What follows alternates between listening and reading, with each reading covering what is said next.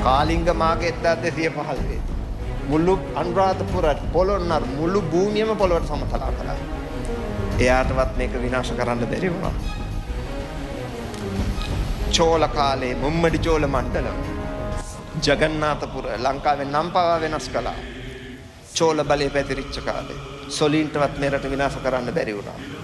පෘතුගීසියාව, ලන්දේසියාව, ඉංග්‍රීසියාව බුදුන්ගේ නම කීමත් බුදු පිළිමයකට වන්දනා කිරීමත් දඬුවම් ලැබිය හැකි වැරද්දක් කිව්වා.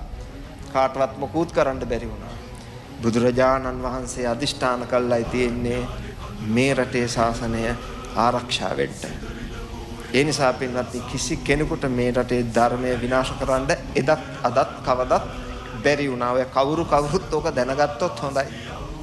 මොකද බුදුරජාණන් වහන්සේගේ අදිෂ්ඨාන බලය අභිභවන්න අපි කාටවත් බෑ. භාගතුන් වහන්සේ සම්මා සම්බුද්ධයි, ධර්මයේ ස්වාක්ඛාතයි, සංඝයා සුපටිපන්නයි. ඔන්න ඔය අදහසේ ඉන්න ඕන පින්වත්නි. ශ්‍රද්ධාව ඇති කරගන්න. සීල ගුණයෙන් යුක්ත වෙන්න.